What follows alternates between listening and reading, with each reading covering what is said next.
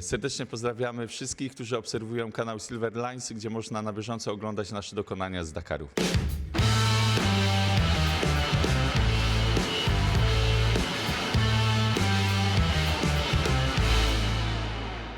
Zanim skupimy się na rywalizacji, porozmawiajmy o tym, o co w ogóle walczą zawodnicy na Dakarze, czyli statuetce Beduina.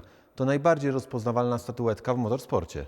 W końcu Beduin to symbol wytrwałości, orientacji w terenie i pokonywania ekstremalnych warunków, czyli dokładnie to, z czym mierzą się zawodnicy podczas rajdu Dakar. I tu rodzi się pytanie, dlaczego ten mosiężny odlew jest cenniejszy dla zawodników niż pieniądze. Oni chcą zdobyć tego Beduina nie ze względu właśnie na pieniądze, tylko żeby symbolizował to, że pokonali najtrudniejszy rajd świata w ekstremalnie trudnych warunkach, pokonując tysiące kilometrów. Zgadza się, to świadectwo determinacji i męstwa, znak tego, że dołączyłeś do naprawdę dużych nazwisk w motorsporcie. Nic dziwnego, bo tego pucharu nie dostaje się za sam udział. Jego trzeba tak naprawdę wyrwać z pustyni w otoczce kurzu, potu i ogromnego zmęczenia. Każdy Beduin niesie ze sobą historię konkretnego rajdu, konkretnej edycji Dakaru, konkretnej walki na trasie, dlatego dla zespołów takich jak Camena Rally Team ma ogromną wartość emocjonalną po prostu. Dokładnie tak. To jest tak naprawdę swego rodzaju święty gral w świecie motosportu. I już za kilka dni trafi do kolejnych śmiałków, którzy wygrali w swoich klasyfikacjach. Zostańcie z nami, bo sprawdzimy, czy Camena Rally Team przybliżyła się właśnie do zdobycia tego Beduina. Jakie było nastawienie naszej ekipy rajdowej tuż przed startem? Tą informacją podzieli się z nami Darek, który w zasadzie śpi z roadbookiem, i Karol, czyli nasz niezawodny korespondent na miejscu. Cześć, zaczynamy kolejny dzień, dzisiaj Stage 2.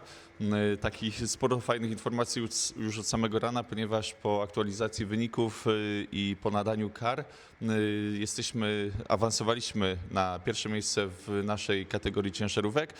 Dziś przed nami jest długi stage, ponad 500 km.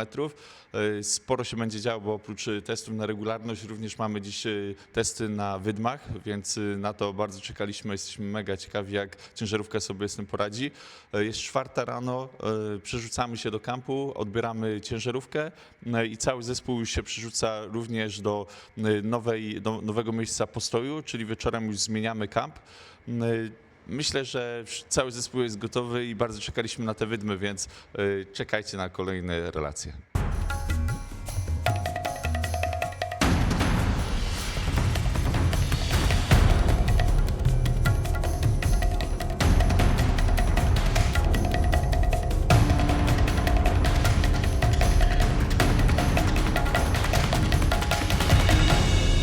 Jesteśmy na starcie drugiego odcinka specjalnego. Camena już przygotowana, czekają na swoją godzinę wyruszenia na trasę. Przybyliśmy tu z biwaku drogą dojazdową, czyli obowiązywały nas normalne przepisy ruchu drogowego, na przykład fotoradary, ograniczenia prędkości. Tutaj zaczyna się znowu walka o regularność, czyli musimy być jak najbliżej prędkości średniej. No i zobaczymy, jak sobie poradzą chłopacy. Czekają ich na pewno kamienie, góry, ale też pojawią się wydmy, czyli coś nowego dla nich. 10-tonową ciężarówką nie mieli jeszcze okazji za dużo po nich jeździć. Zobaczymy, jak sobie poradzą w piachu. No i trzymamy kciuki za nich. Oby wszystko poszło tak, jak trzeba i żebyśmy zobaczyli ich na mecie. Jak słyszycie, stage drugi był długo wyczekiwany przez chłopaków, ponieważ zawierał element rajdu, z którym zawsze chcieli się zmierzyć – wydmy. Ten test trochę niepokoił Camenę, bo nigdy wcześniej nie śmigali ponad 10-tonową ciężarówką po takich piaskach. Na szczęście obawy okazały się na wyrost. Posłuchajmy, jakie wrażenia miał nasz zespół po tym odcinku. Koniec dnia, koniec stage'u numer 2. Już teraz możemy powiedzieć, że to jest trzeci odcinek, który wygraliśmy. Wygraliśmy prolog, wygraliśmy pierwszy stage i teraz dzisiaj wygrywamy drugi stage. Nadal się uczymy, nadal popełniamy jeszcze błędy, ale jak widać progres jest. Tych karnych punktów robimy coraz mniej. No i wiemy już mniej więcej, czego się spodziewać. Mieliśmy 3 próby, jazda na regularność, jazda nawigacyjna oraz ta najfajniejsza próba, na którą długo czekaliśmy, czyli próba z wydmami. To była petarda. Sztos, nasz DAF spiął się tam bez większych problemów, więc kolejne próby już pojedziemy tak z trochę lżejszym sercem i z mniejszą ilością obaw. A jutro lecimy dalej. Jak słyszeliśmy, emocje są spore, ale głównie te pozytywne. System kół został przetestowany, no i ten dynamiczny DAF zdołał podjeżdżać pod wysokie wzniesienia naprawdę dobrze. Nawigacyjnie zespół również radzi sobie świetnie. Darek ewidentnie już się zaprzyjaźnił z dakarowymi trasami. Coraz dłuższe odcinki dają się chłopakom we znaki, szczególnie fizycznie. Zabierają ze sobą coraz więcej wody i suplementów do kabiny. No wydaje się, że regeneracja staje się priorytetem w tej całej walce. Podsumowując, dzisiejszy skalisty etap zweryfikował kilka teamów. Pojawiało się coraz więcej awarii. Na szczęście serwis Deroya nawet z tymi drobnymi usterkami w pojeździe Kameny sobie świetnie radzi.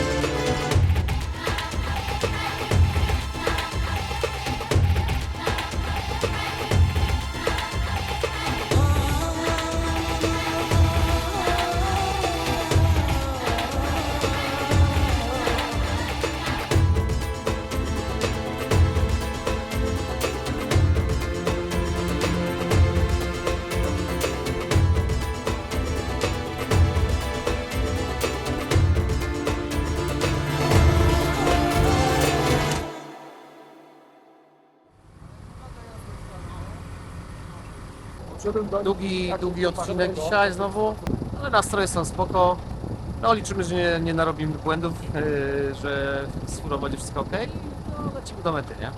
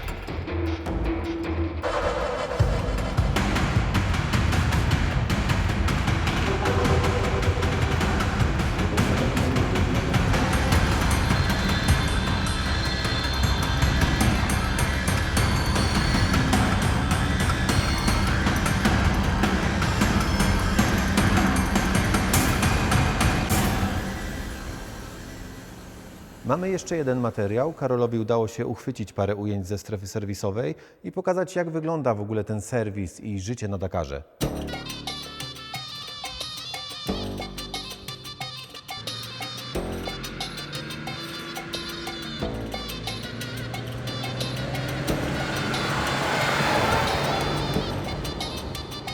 No i mamy to, teraz ciężaróweczki. Zobaczmy, kto śmignie. FPT. Czyżby Aleś?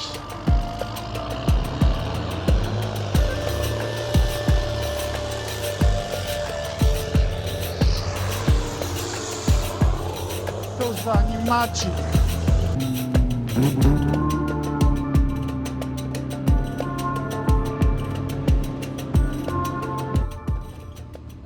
Co zabierał ze sobą na lotny serwis największa ekipa Dakaru, Defender. Klucze Milwaukee.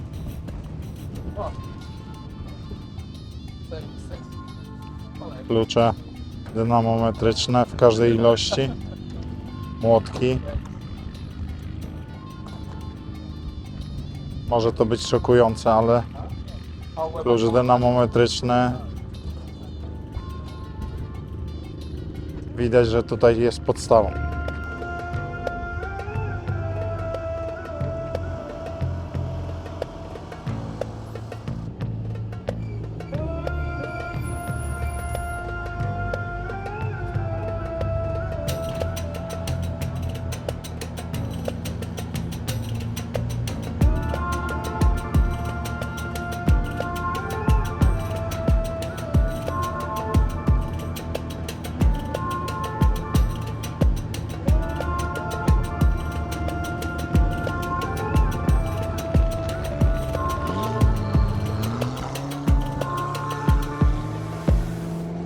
Wydawałoby się, że w Arabii Saudyjskiej gorąca głowa, temperament, mudżahedyńskie korzenie powodowałyby, że ludzie jeżdżą tutaj jak szaleni.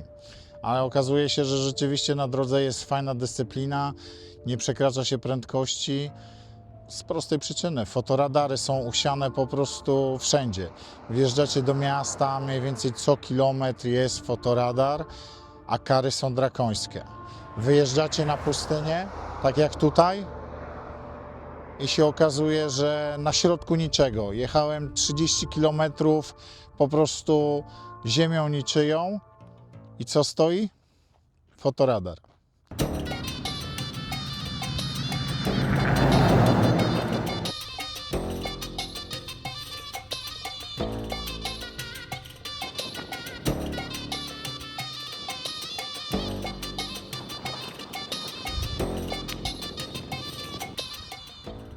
Arabia Saudyjska to trudne miejsce do życia.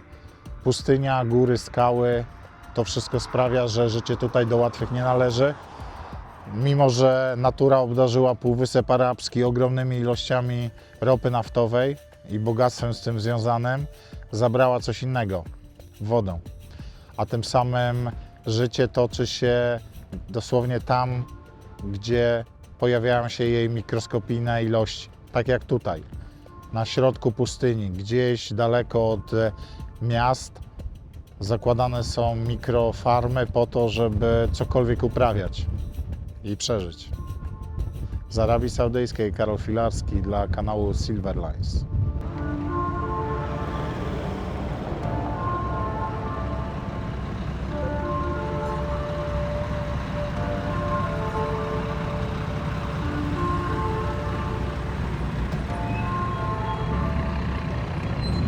Kamena Rally Team wciąż sobie radzi najlepiej wśród wszystkich ciężarówek startujących w Dakarze Classic, ale spójrzmy, jak wygląda klasyfikacja po odcinku drugim.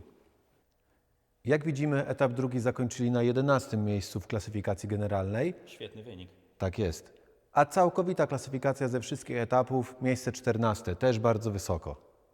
Jak widzieliście, Kamena Rally Team cały czas pnie się w górę i ich DAF nie ma zamiaru zwolnić. Dokładnie. Dzisiaj nasi rajdowcy pokonują 500-kilometrowy odcinek. Z czego 316 km to są odcinki specjalne. Tradycyjnie relacja z tego odcinka dostępna będzie jutro na naszym YouTube o godzinie 19. Subskrybujcie. Do zobaczenia.